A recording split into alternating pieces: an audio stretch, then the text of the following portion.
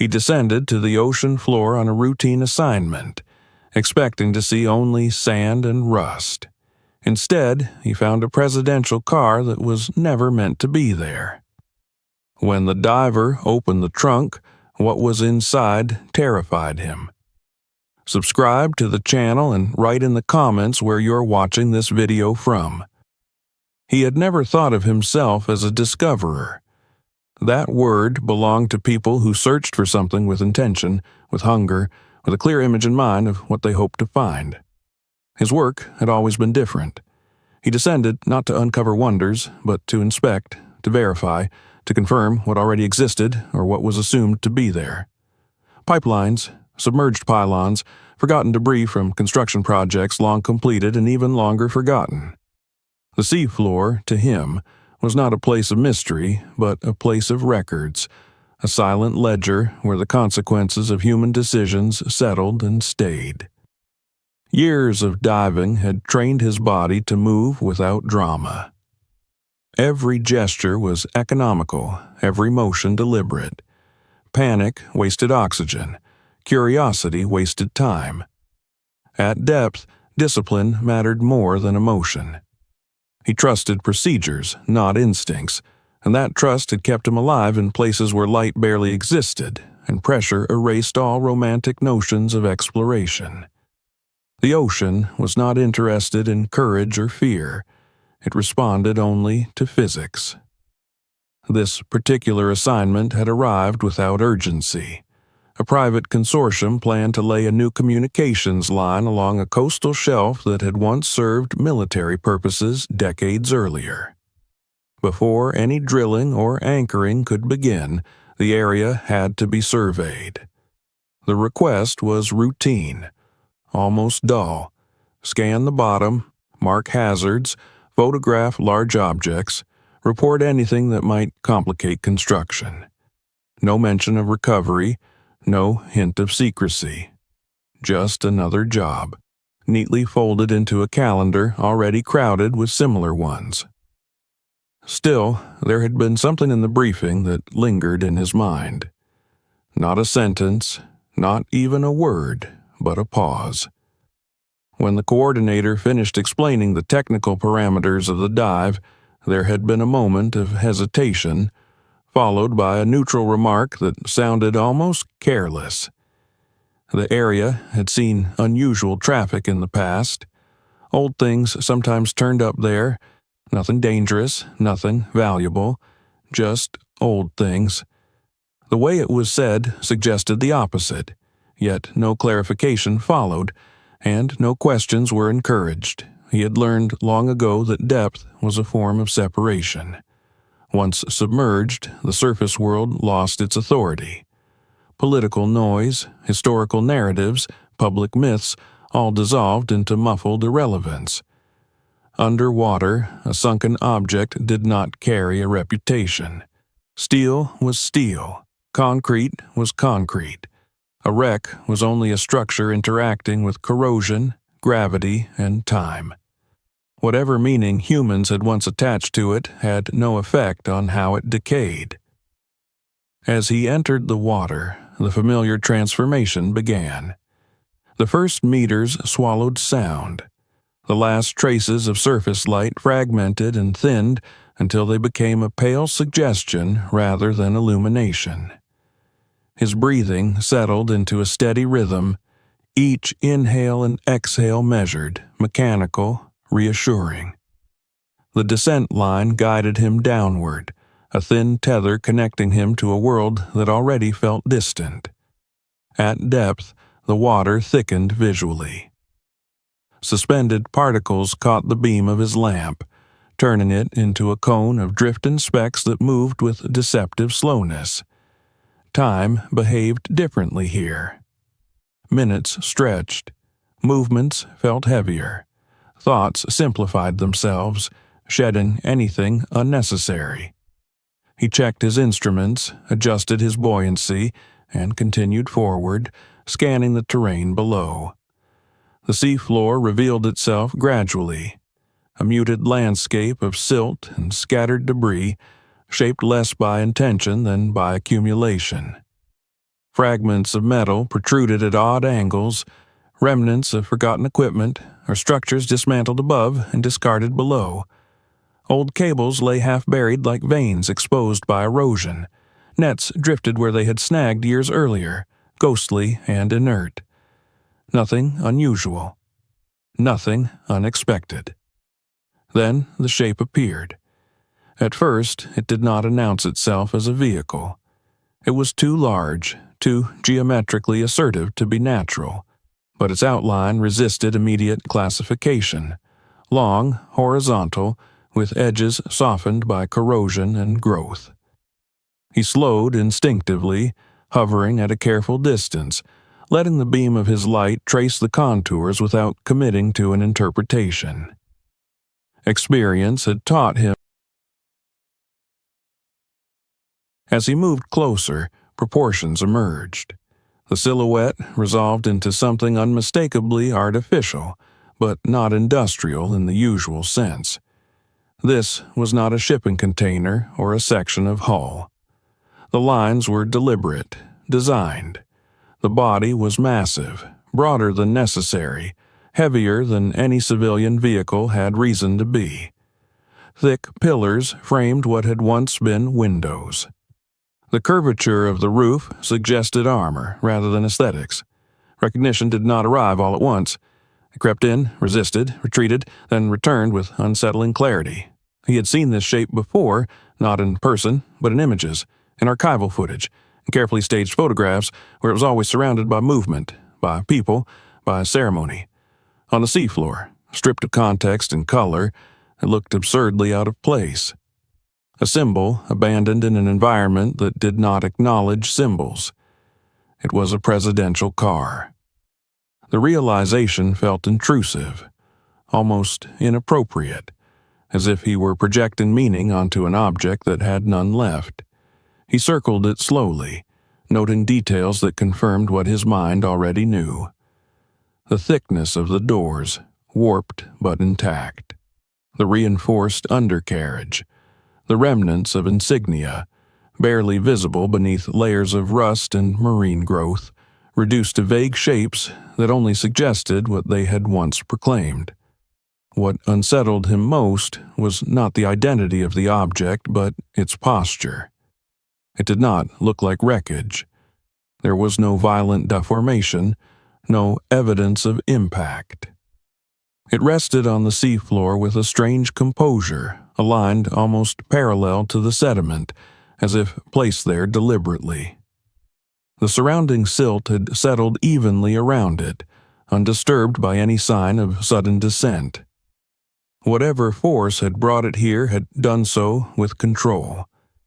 He examined the area around the vehicle, widening his survey radius.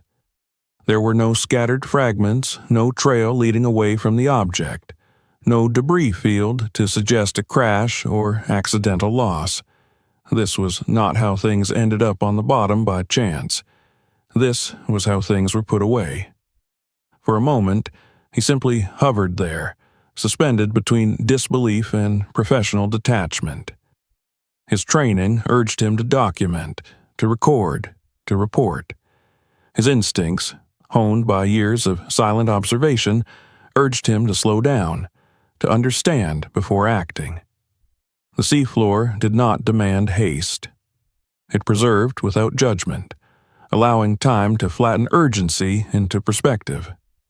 He thought about the world above, about how carefully such vehicles were tracked, guarded, retired. They were not misplaced. They were not lost. When they ceased to serve their purpose, they were dismantled, archived, or destroyed under layers of protocol. The presence of this one, intact and submerged, suggested a moment when protocol had failed or been bypassed entirely. The water pressed against his suit, a constant reminder of where he was and how little tolerance the environment had for distraction. He adjusted his position and approached the rear of the vehicle. If there was anything to be learned beyond speculation, it would be there. The trunk, unlike the passenger compartment, was less symbolic, less visible in official narratives. It was where things were carried, not displayed. As his light illuminated the back of the car, he noticed the condition of the trunk seam. It was damaged, but not sealed shut by deformation. Corrosion had taken its toll, but the structure remained accessible. The latch was intact enough to suggest it could be opened with effort. That realization carried weight. Objects on the sea floor rarely invited interaction. They endured it. He hesitated, aware that this was the point where observation became intrusion. Opening the trunk would cross an invisible boundary, transforming a found object into a revealed one. He considered the implications briefly, not in terms of legality or consequence, but in terms of responsibility. Some things were lost because they were meant to be. Some things were buried not to be hidden forever, but to be removed from circulation. In the end, it was not curiosity that guided his hand, but consistency. His role was to assess, to understand hazards and anomalies. This was both. He positioned himself carefully, secured his footing against the soft sediment, and reached for the latch. The metal was cold, even through his gloves. It resisted at first, then yielded with a muted shift that sent a faint cloud of particles into the water. The trunk began to open, slowly, reluctantly, as if time itself objected to the disturbance. As the gap widened, darkness gave way to the beam of his light, and the first glimpse of what lay inside reached him. Not debris, not tools. He paused, aware that whatever he was about to see would not belong solely to the object anymore. It would belong to him as well. And with that understanding, the seafloor around him felt less like a workplace and more like an archive that had just been opened, page by page after decades of silence. The trunk did not open fully at once. It yielded a few inches and stopped, as if the years had installed their own restraint, a quiet resistance born of corrosion and pressure. He did not force it further. Instead, he let the moment settle, allowing the disturbed silt to drift away and the water to clear. Patience was not a virtue down here. It was a necessity. Objects revealed themselves only to those willing to wait. He pulled back slightly, creating distance between himself and the vehicle, and began to examine the space around it with renewed attention. What he had seen already demanded context. The seafloor was not an empty stage, but a surface that recorded movement and disturbance with subtle precision. A violent arrival left scars. A careless drop left chaos. This place showed neither. The sediment around the car was evenly layered, gently contoured as if shaped by years of slow currents rather than a single disruptive event. There were no gouges, no radial marks, no evidence of an object tearing through water and slamming into the bottom. The vehicle rested as though it had always belonged there, its weight distributed calmly, its underside partially embraced by the silt. Marine growth clung to it in a way that suggested stability rather than trauma. This was not the posture of wreckage. It was the posture of placement. He moved methodically, circling the vehicle at a measured pace. His light traced the underside, revealing reinforced plates thicker than most civilian structures he had encountered. The armor bore the same quiet decay as the rest of the car, but even rust could not disguise its purpose. This machine had been built to resist force, not surrender to it. The irony was impossible to ignore. Designed to survive violence, it had been delivered gently into obscurity. As he examined the rear axle, he noticed remnants of hardware that did not belong to the car's original design. Faint outlines where brackets had once been attached, now eaten away, hinted at chains or cables that had been removed or had disintegrated over time. The placement of these remnants suggested control, not improvisation.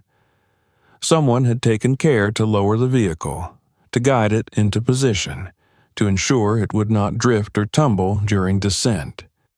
He followed these traces outward, scanning the surrounding area for additional signs. A short distance away, half buried and almost indistinguishable from the sea floor, lay a dense block of material that looked out of place among the softer debris. Concrete, perhaps, shaped crudely but deliberately. It was too isolated to be construction waste, too purposeful to be natural. Its presence reinforced the impression that the car had not come alone.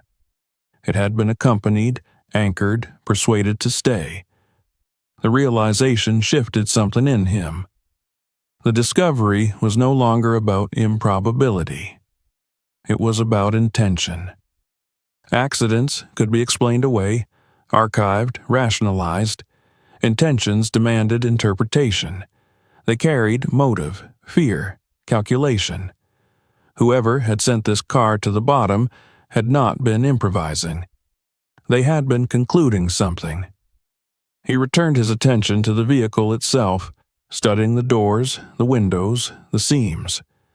The glass had long since fractured, but the fractures were uniform, almost restrained, as if the pressure of depth had done its work gradually. There were no signs of forced entry, no pried panels, no chaotic damage. The car had been sealed, preserved in a way that bordered on ceremonial. The thought unsettled him more than any hint of danger. He had seen wrecks where the violence of their end lingered palpably, where twisted metal seemed to remember impact. This car remembered nothing of the sort. It was silent in a different way, withholding rather than screaming. He considered the broader implications. Presidential vehicles were not merely transportation. They were extensions of an office, Roland fortresses designed to embody continuity and authority. Every movement of such a car was logged, guarded, contextualized. To remove one from the surface world without record required access and cooperation at levels far beyond logistics. It required consensus, or at least silence. The absence of any official trace began to weigh on him. He knew enough about history to understand how carefully such objects were catalogued. Even retired vehicles were accounted for, their fates documented. Museums displayed them as artifacts of leadership, stripped of function but heavy with symbolism. Scrapping was done under supervision. Destruction was witnessed. Yet this one had. He found himself thinking less like a technician and more like a reader encountering an unfinished sentence. The car was a punctuation mark without a clause, a conclusion without a story. Its presence demanded explanation, but the seafloor offered none. It merely held. He hovered near the front, studying what remained of the emblem on the grille. The insignia had been almost entirely consumed by rust, its details blurred into anonymity. Only the faint geometry hinted at what it once proclaimed. It struck him that this erosion was not merely chemical. It was symbolic. Authority, reduced to texture. Power, stripped of its audience. For a moment, he imagined the car on land, surrounded by movement, by people whose lives orbited its passage. Cameras, security personnel, aides, bystanders. All of that noise had once been attached to this object. Now it existed without witnesses, its significance eroded not by scandal or revelation, but by water and time. He returned to the rear and focused again on the trunk. The partial opening seemed almost deliberate in retrospect, as if the vehicle itself resisted full disclosure. He widened the opening carefully, mindful of the fragile balance between corrosion and collapse. The metal creaked faintly, a sound that did not travel far in the water but resonated within him nonetheless. The interior of the trunk revealed order rather than chaos. The contents had shifted slightly over time, but they had not been thrown in haphazardly. This was not the residue of panic or haste. Whatever had been placed here had been arranged with care, perhaps even with a sense of finality. Before examining the contents in detail, he paused again, his attention drawn outward by a subtle change in awareness. It was not a sound or a movement, but a sensation he had learned to trust over years of diving. A sense of being observed, not by eyes, but by implication. The seafloor itself did not judge, but it recorded.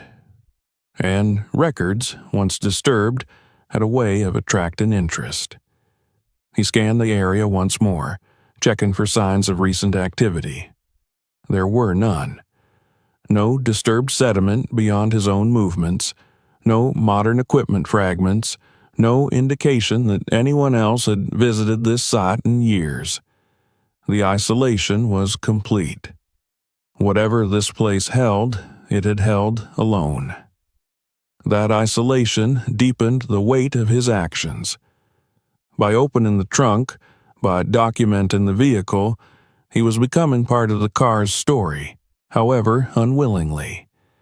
The boundary between observer and participant was dissolving, and with it, the comfort of neutrality.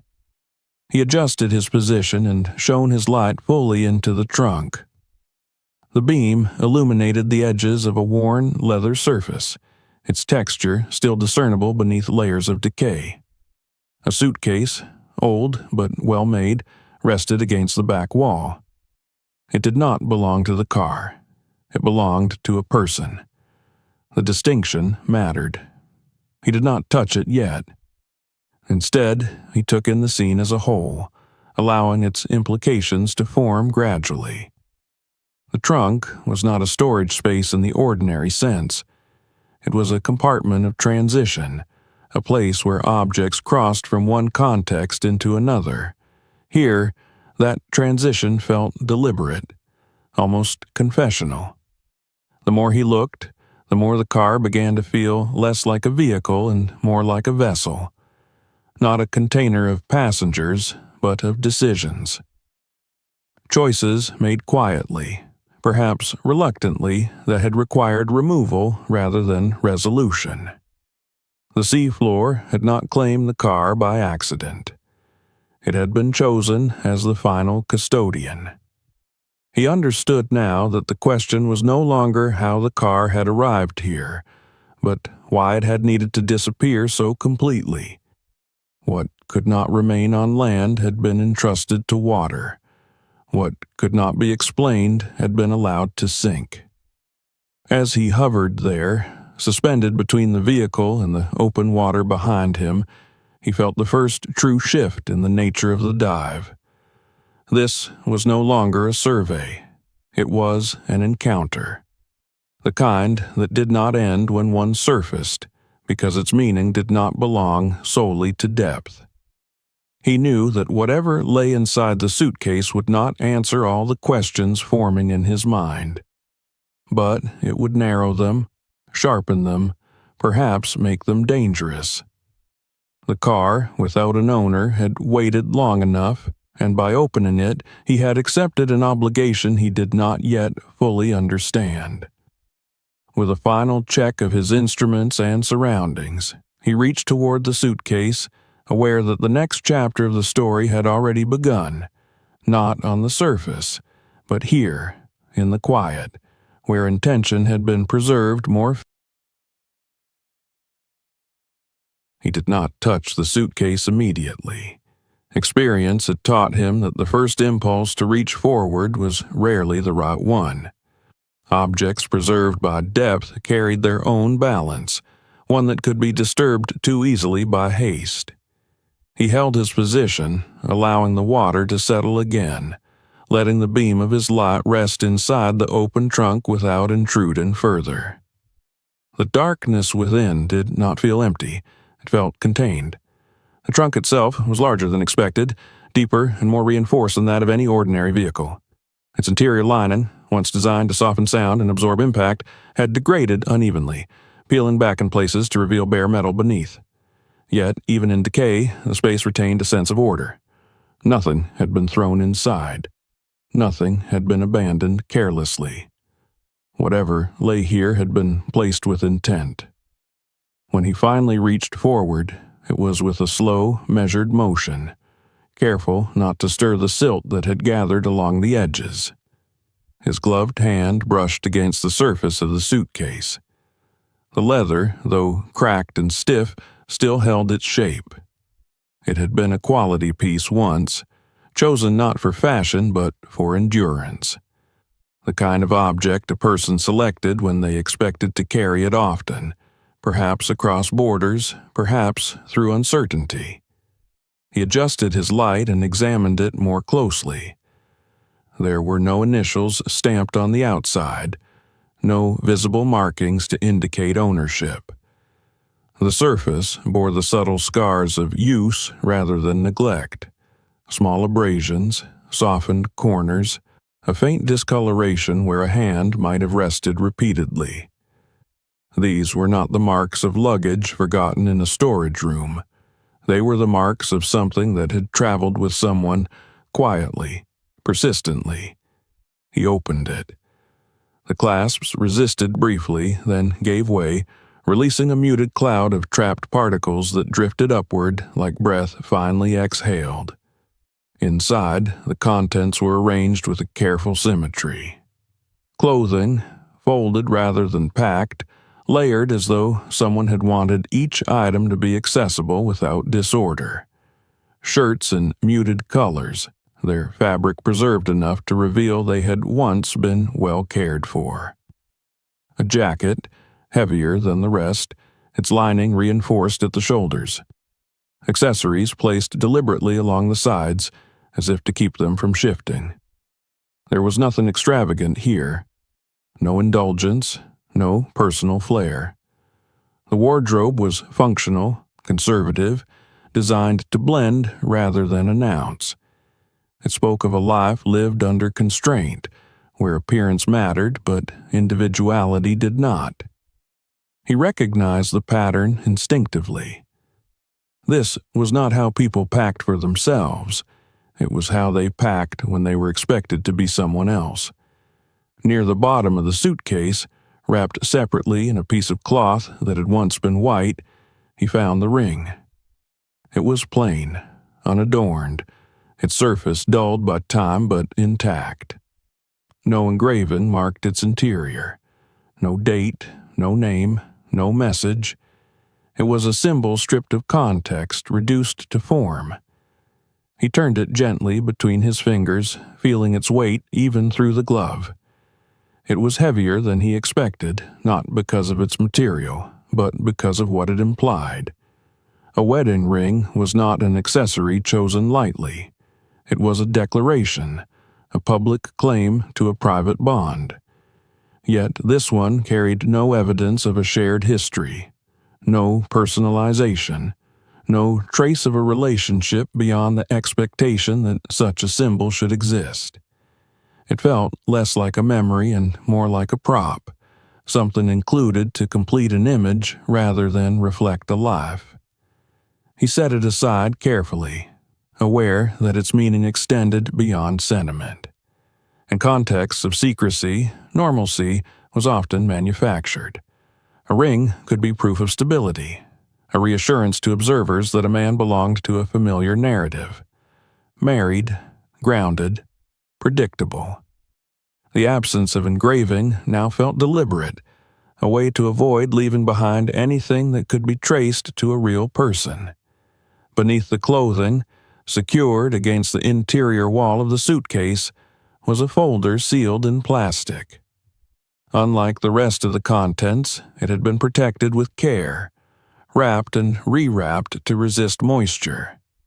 The edges of the folder were stiff, the material thicker than ordinary paper. He recognized the look immediately. This was documentation meant to survive. He removed it and held it closer to the light. The plastic crinkled faintly, a sound that seemed unnaturally loud in the surrounding silence. Inside were medical records. Not summaries, not discharge notes, but detailed reports spanning years. Dates, procedures, assessments, follow-ups. The language was clinical, precise, written by multiple hands across different institutions. The consistency was striking. This was not the record of emergency care or incidental treatment.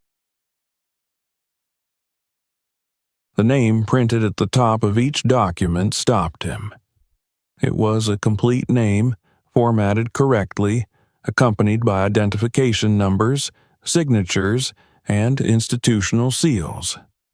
On paper, it was undeniably real. Yet, as he read further, a strange absence made itself known. There were no references to a place of birth that could be located, no next of kin listed beyond generic placeholders, no insurance provider, no civilian employer. The documents referred to the patient as if he existed entirely within the medical system and nowhere else. The more he read, the clearer the pattern became. The treatments addressed chronic strain, repetitive injury, conditions associated with prolonged stress and physical demand. There were notes about posture correction, muscular compensation, vocal fatigue, occasional references to surgical intervention, followed by long periods of monitored recovery. This was not the medical history of a man who lived freely. It was the history of someone whose body was a tool. One detail stood out among the reports: repeated emphasis on facial integrity, maintenance of symmetry, careful documentation of minor changes that would have gone unnoticed in an ordinary patient. This was not vanity. This was preservation. The records read like instructions for sustaining an image over time, minimizing deviation, correcting even the smallest divergence from a predetermined standard. He felt a tightening in his chest that had nothing to do with pressure or oxygen. The pieces were aligning themselves with uncomfortable clarity. The suitcase, the ring, the records. They formed a portrait not of a powerful individual, but of a managed one. A person constructed to fulfill a role, sustained not for his own sake, but for the continuity of something larger. The name on the documents meant nothing to him, and yet that emptiness was precisely the point. A name that existed only on paper was safer than one tied to a real past. The man described in these pages had no childhood, no community, no history beyond what was required. He had been created, maintained, and eventually removed. He looked back into the trunk, seeing it now with altered perception. This was not storage. It was an archive of a controlled life. The car had not been transporting a president. It had been transporting a substitute, a figure meant to absorb attention, risk, and visibility while preserving something else, someone else, from exposure. The thought did not arrive as a dramatic revelation. It settled slowly, like silt after disturbance. The more he considered it, the more it explained. The careful placement of the car, the absence of chaos, the lack of official records. This vehicle had not been lost. It had been retired in the only way that guaranteed silence. He found himself wondering about the man behind the documents. Not about his role, but about his awareness. Had he known he was temporary? Had he understood that the life he inhabited was conditional, destined to end not with retirement or recognition, but with erasure? The medical records offered no insight into thought or consent. They spoke only of compliance. As he examined the final pages, he noticed a change in tone. The later reports grew shorter, more cautious. Observations replaced recommendations. There were references to increased risk, to diminishing returns. The language suggested concern, not for the patient's well-being but for the sustainability of the role. Eventually, the entries stopped altogether. There was no discharge summary, no conclusion, just an abrupt absence, as if the need for documentation had vanished along with the man himself. He closed the folder and placed it back inside the suitcase, arranging the contents as he had found them. This was not an act of respect, but of acknowledgement. He understood now that what lay before him was not merely evidence of deception, but of sacrifice imposed rather than chosen. A human life reduced to infrastructure. The trunk, once an unremarkable compartment, had become a confession. Not one spoken aloud, but one assembled quietly from objects that were never meant to be reunited. The seafloor had preserved them faithfully, waiting for someone patient enough to listen. As he sealed the suitcase again and returned it to its place, his attention shifted to the edges of the trunk. There, partially obscured by degraded lining, he noticed something he had overlooked before, a seam that did not belong. A panel slightly misaligned, its fastenings different from the rest. It was subtle, the kind of detail that only revealed its. He studied it closely, tracing the outline with his light. This was not part of the original design. It had been added, concealed deliberately, meant to escape casual inspection. The realization brought a new weight to the discovery. The confession was not complete. The personal life, the manufactured normalcy, the controlled body, all of it explained how the illusion had been maintained. But it did not explain why the car had needed to disappear so completely, nor why it had been burdened with such care. There was another layer here, one that moved beyond identity and into consequence. As he reached toward the hidden panel, he felt the subtle shift in the dive's meaning once again. What he had found so far spoke of deception and substitution. What remained might speak of motive, and motives, once uncovered, rarely remained contained. The hidden panel did not yield easily. It was not meant to. Whoever had designed it had understood the difference between concealment and protection. This was not a casual compartment for convenience. It was an intentional silence built into metal. The fastenings were recessed, placed where the eye would slide past them without recognition, where fingers would not naturally probe. Even corrosion had struggled to expose it fully, as though time itself respected the decision to keep it closed. He worked slowly, adjusting his position to avoid stirring the sediment that had settled inside the trunk. Each movement was deliberate, measured against the risk of damaging what lay behind the panel. The water carried every careless action outward, turning haste into complication. He felt, more than thought, that whatever this compartment held would not tolerate violence. It demanded patience, the same patience that had allowed it to remain undiscovered for so long. When the panel finally loosened, it did so without drama. There was no sudden release, no cascade of objects. It opened just enough to reveal darkness behind it, a deeper darkness than the rest of the trunk, as if this space had been insulated not only from water, but from history itself.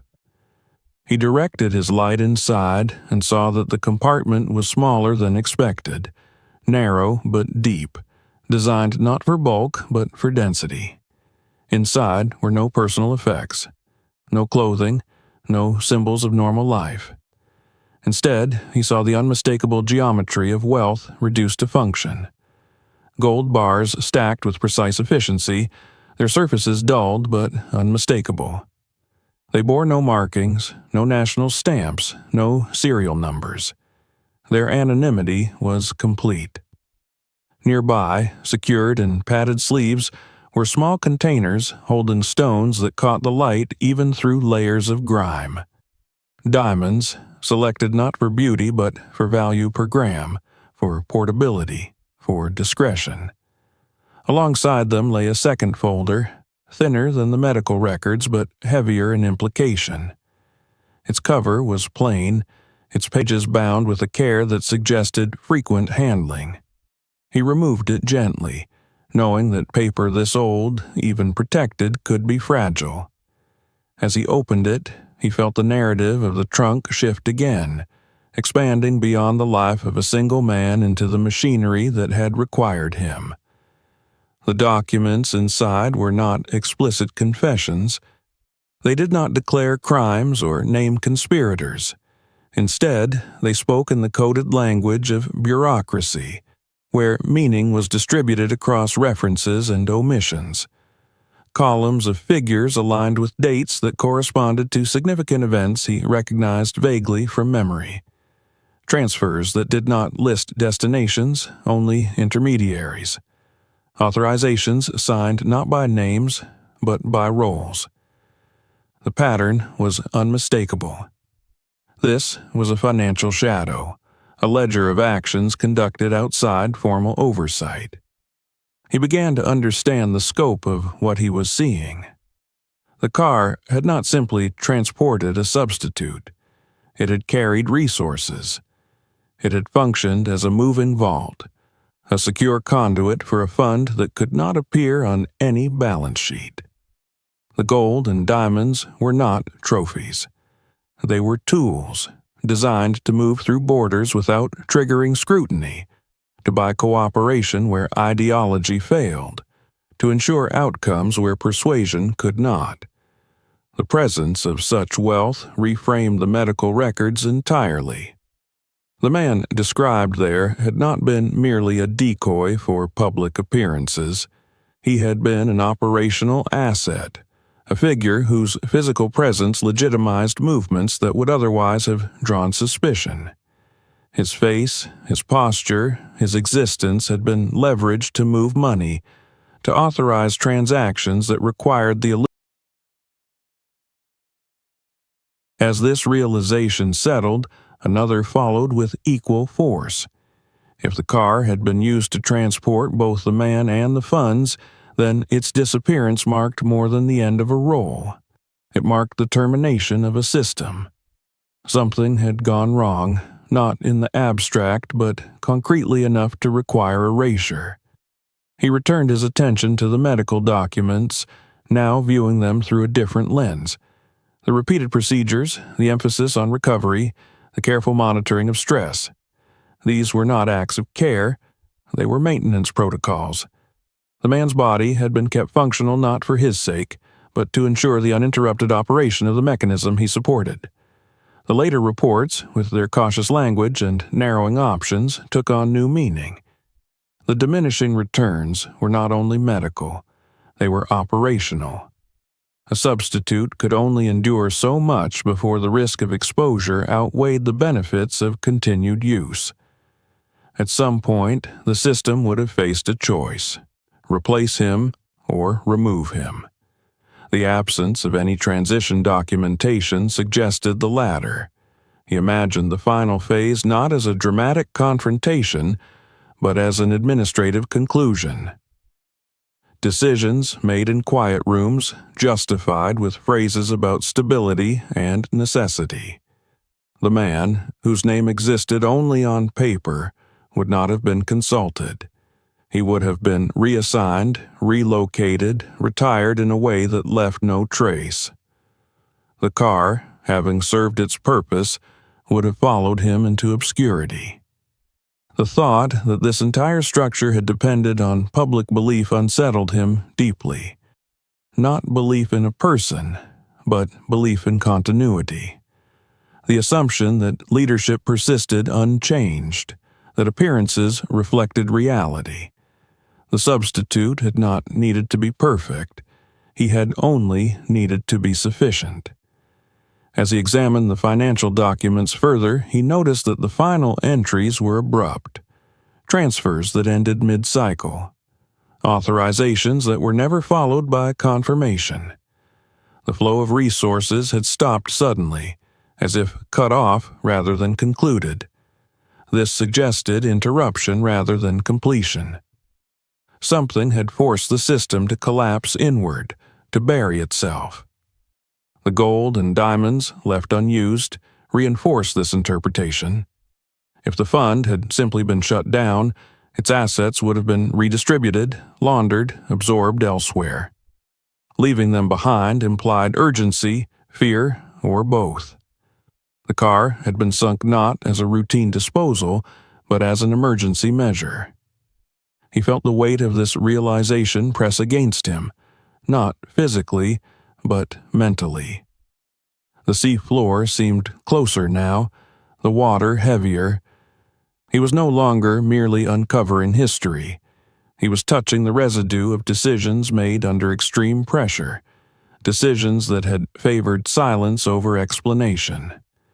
The man who never existed had been both indispensable and disposable. His life had been engineered to fill a void, then erased to preserve the illusion that the void had never existed at all. The car, stripped of its official narrative, had become his unmarked grave. He closed the folder and replaced it carefully in the hidden compartment, arranging the contents as he had found them. This was not an act of concealment, but of respect for the integrity of the record. He understood now that the truth here was not contained in any single document or object. It existed in the alignment of all of them, in the pattern they formed when viewed together. As he secured the panel again, restoring the trunk to its outward appearance, he felt a shift in his own role. He was no longer simply a witness. He had become a custodian of knowledge that did not want to surface. The seafloor had held it in silence for decades, not because it was forgotten, but because it was too destabilizing to be acknowledged. He glanced once more at the suitcase, at the ring, at the sealed medical records. They represented a life lived in shadow, a human cost absorbed quietly by a system that valued outcomes over individuals. The weight of that understanding settled into him, heavy and unyielding. As he prepared to close the trunk, he became acutely aware that the story did not end with the man's erasure. The financial apparatus he had uncovered extended beyond him, beyond the car, into networks that might still exist in altered forms. The truth he now carried was not static. It had momentum. He sealed the trunk gently, the metal settling back into place with reluctant finality.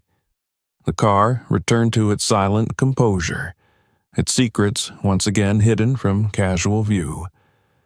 But nothing had truly closed. The discovery had.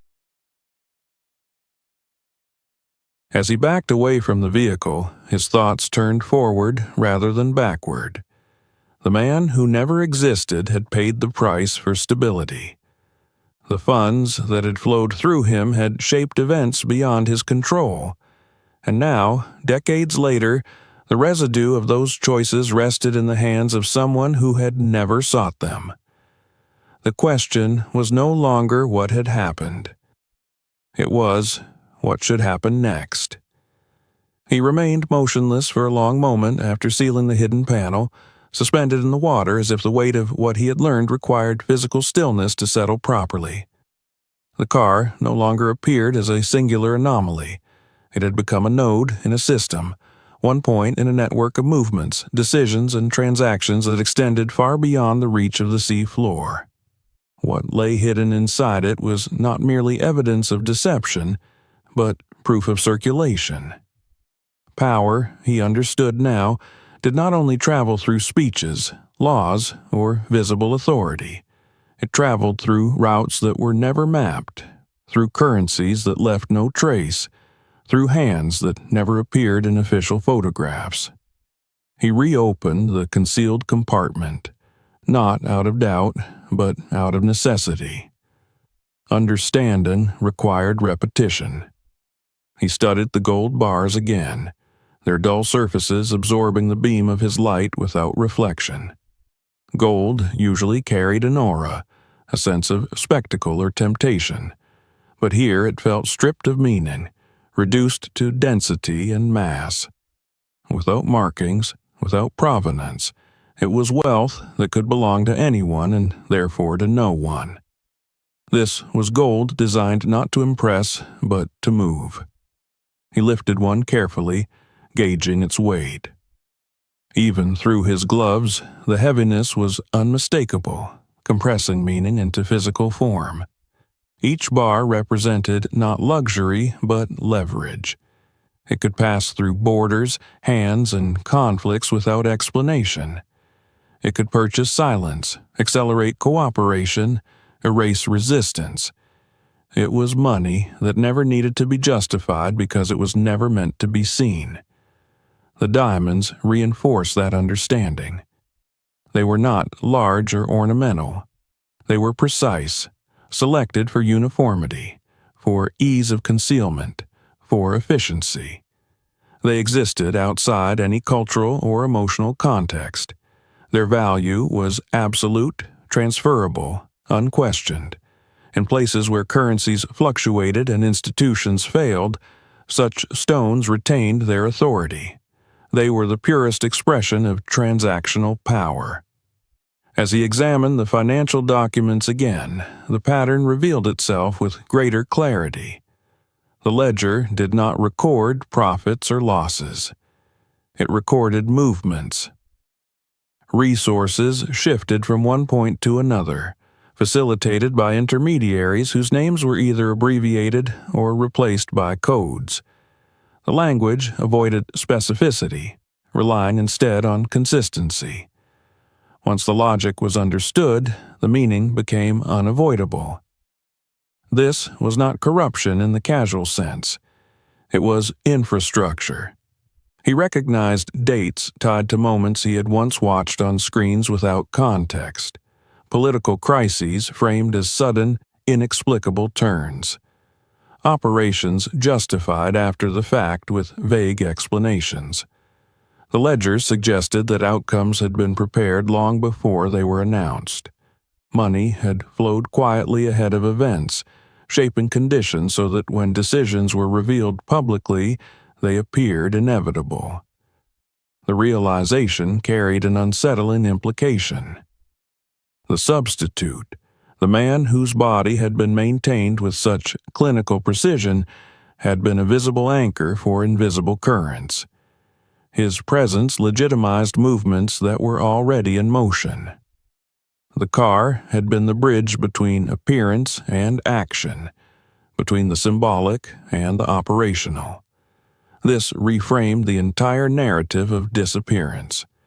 The system had not only lost its figurehead, it had lost its conduit.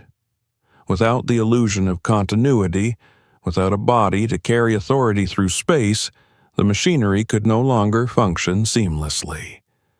The abrupt end of the financial records reflected that collapse.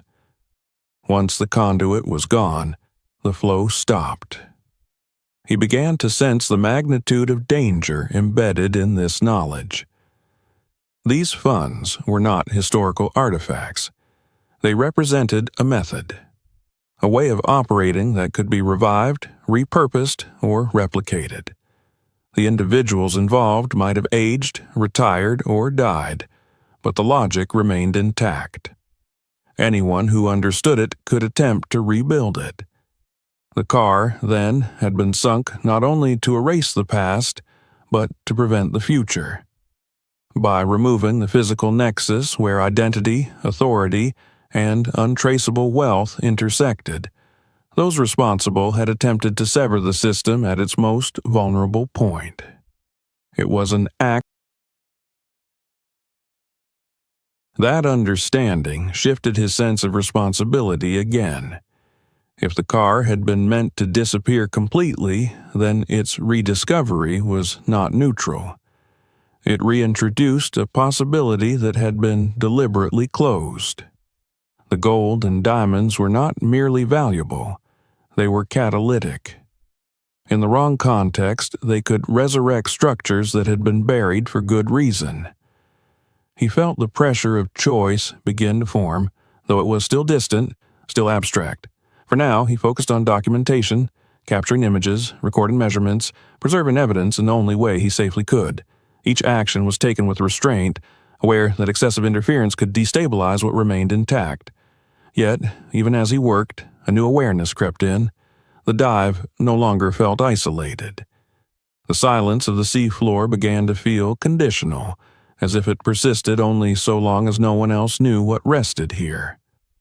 He scanned the surrounding water again, not expecting to see another diver or a vehicle, but searching for signs of disturbance, of recent intrusion. There were none. Still, the sense lingered. He understood then that danger did not require proximity. Information traveled faster than bodies. The moment this discovery was reported, catalogued, or even hinted at, it would attract attention from places that did not operate within ordinary constraints. The gold and diamonds would speak louder than the story of the substitute ever could. Wealth without origin was an invitation. The thought unsettled him deeply. He had spent his career in environments where danger was tangible, measurable, pressure, entanglement, equipment, failure. This was different. This was danger that began with knowledge and spread through implication. There were no gauges to measure it, no procedures to neutralize it completely. He replaced the contents of the compartment once more, securing them with the same care he had used earlier. The act felt ceremonial now, a deliberate restoration of balance.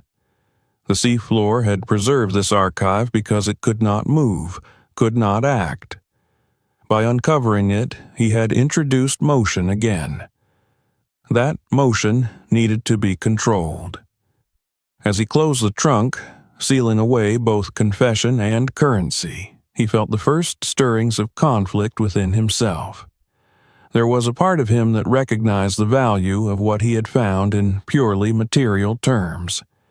Even a fraction of the wealth contained here could transform a life. But that thought passed quickly, leaving behind a sharper realization. This money was not neutral. It carried history with it, and that history was stained with erasure. He began his ascent slowly, not because his oxygen demanded it, but because his thoughts required the time. Each meter upward felt like a gradual re-entry into a world that would not understand what lay beneath it. The surface would ask for reports, for explanations framed in technical language. It would not ask for interpretation. It would not want to hear about systems that contradicted its narratives. As the car receded into the dimness below, it seemed to resume its role as silent custodian. But he knew now that silence was not the same as safety. The truth had weight, and that weight had begun to shift. By the time he reached the shallower depths, the question had sharpened into something unavoidable. The discovery was no longer about what had been done, or even about who had been sacrificed. It was about what should be allowed to continue. The money that was never counted had shaped history precisely because it had remained unseen. Now that it had been seen, the burden of choice was no longer abstract. It was descending toward him, heavy and unavoidable, as he moved closer to the surface where decisions could no longer be postponed. By the time he surfaced, the weight he carried was no longer confined to the pressure of depth or the strain of prolonged immersion. It had followed him upward, settling into his thoughts with a persistence that refused to dissipate in the open air. The ocean released him physically, but it did not release what it had entrusted to him. The truth, once encountered, behaved like a substance that could not be set down. It adhered, altered balance, demanded compensation. The deck of the support vessel felt unfamiliar beneath his feet. Sounds returned abruptly, sharp and intrusive, breaking the continuity he had inhabited below.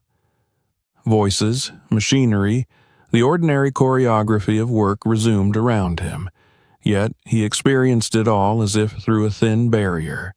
He responded when necessary, performed the motions expected of him, but a part of his attention remained elsewhere, still hovering beside the car on the sea floor, still tracing the outline of decision. The initial debrief was procedural: coordinates, depth, condition of the site. He delivered what was required, omitting nothing that would compromise safety or violate protocol, yet offering no interpretation. The discovery of a large vehicle was noted, logged as an anomaly pending further assessment. No conclusions were drawn. No urgency was expressed. On the surface, the system functioned as designed, absorbing information without immediately assigning it meaning. That restraint, he understood, was temporary.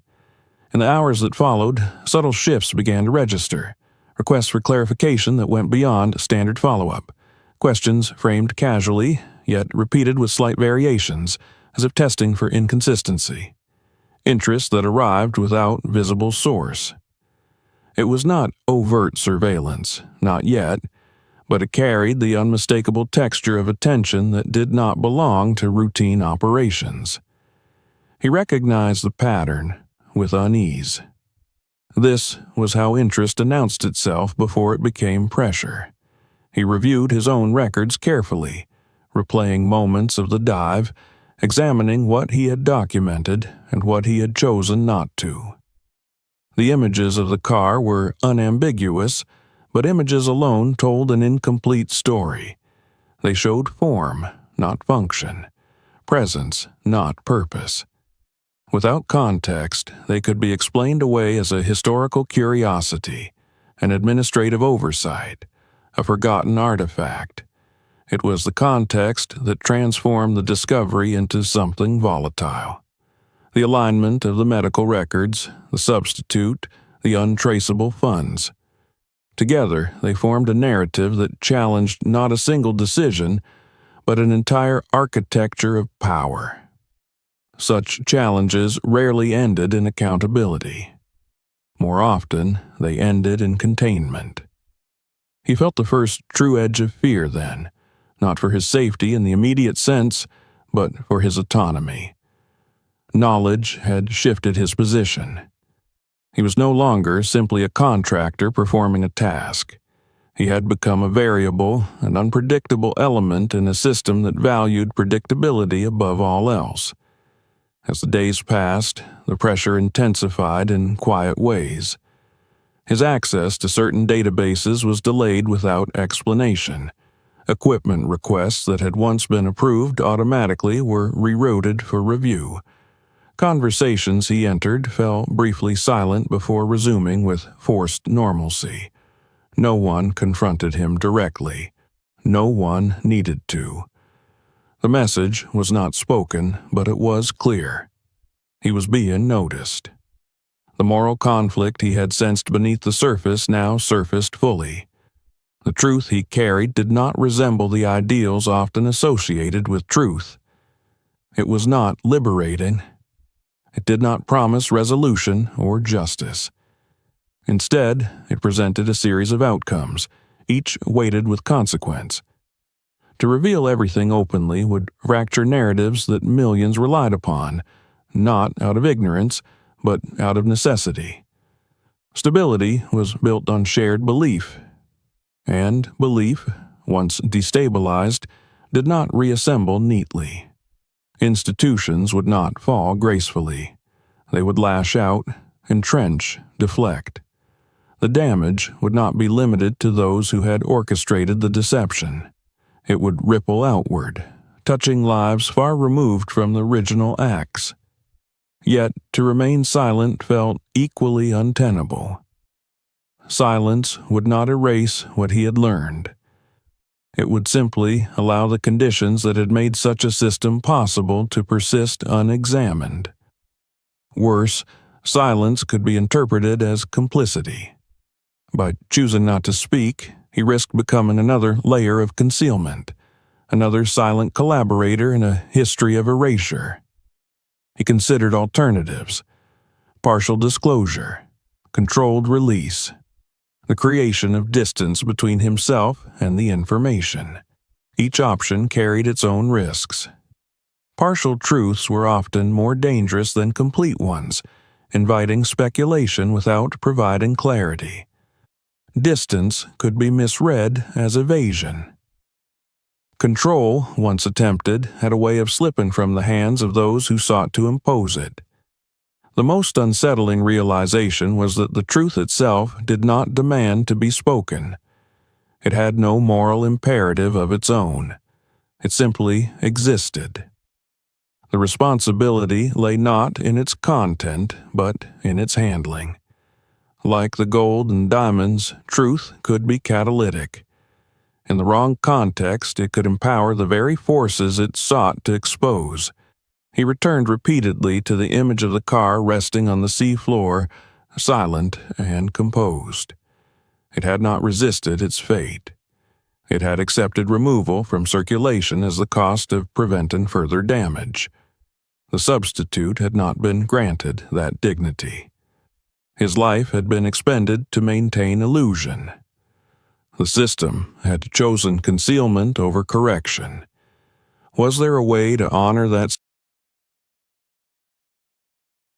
The question haunted him.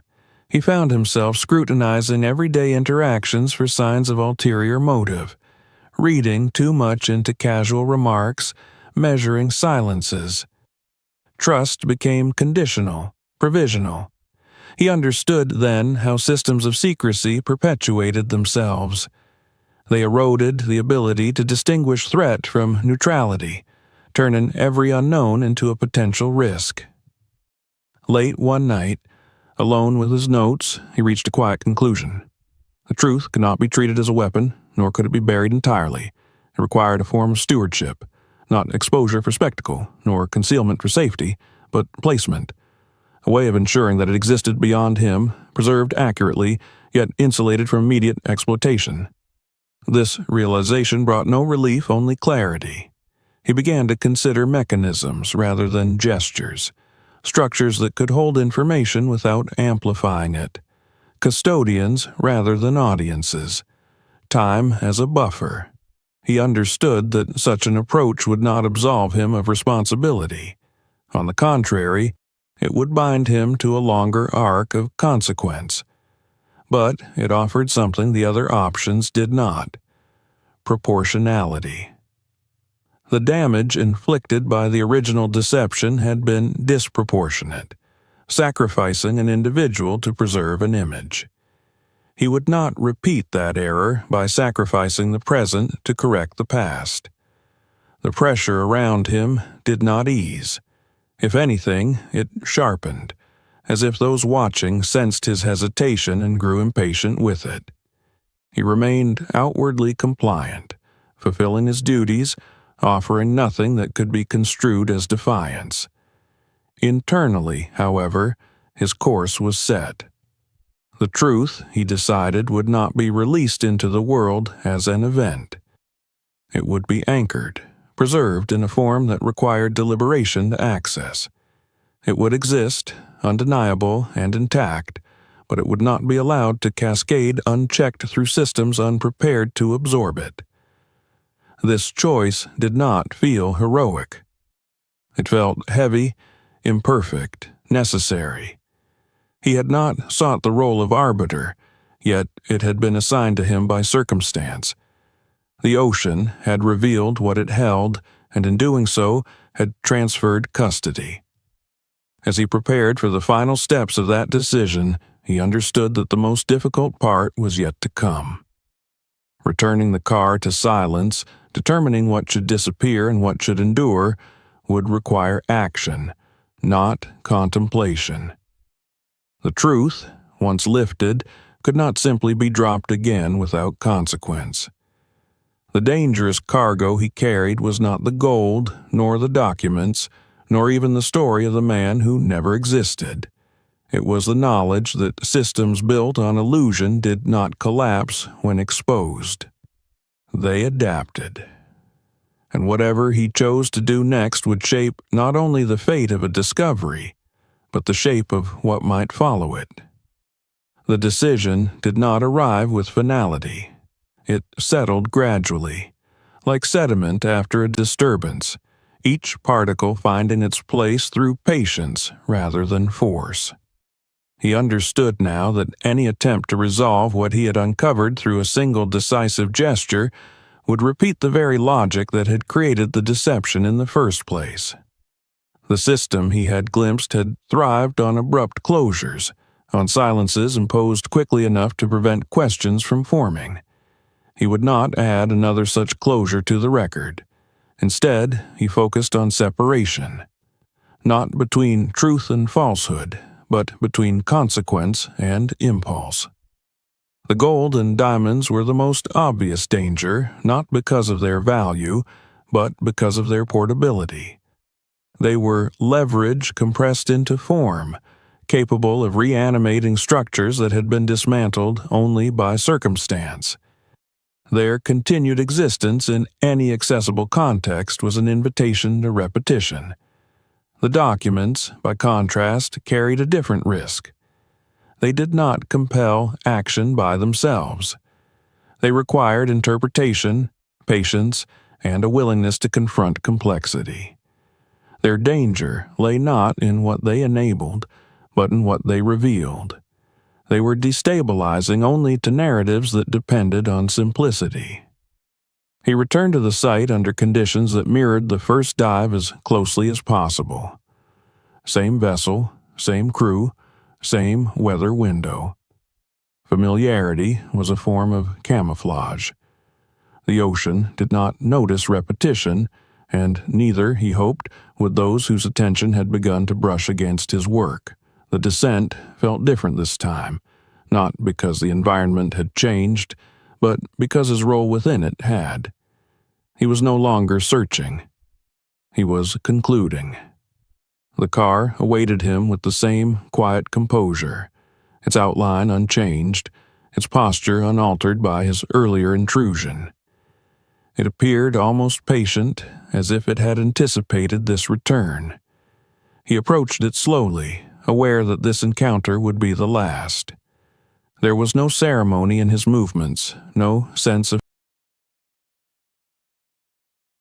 He opened the trunk once more and accessed the hidden compartment. The gold and diamonds were removed carefully, placed into containers designed for containment rather than transport. Their purpose now was neutralization, not recovery. He had arranged for their transfer into a process that would render them inert, stripped of anonymity, absorbed into systems where their origins would be examined rather than exploited. They would not vanish. They would be accounted for, transformed into something that could no longer circulate freely. This act did not feel like confiscation. It felt like disarmament. The documents required a different approach. He did not remove them. Instead, he duplicated them with precision, preserving not only their content but their context. Every mark, every sequence, every omission was recorded faithfully. The originals remained where they were, returned to their place within the car, shielded by depth and obscurity. The copies were sealed and entrusted to a framework designed to outlast individuals. Not a publication, not an exposé, but an archive bound by conditions. Access would require time, verification, and convergence.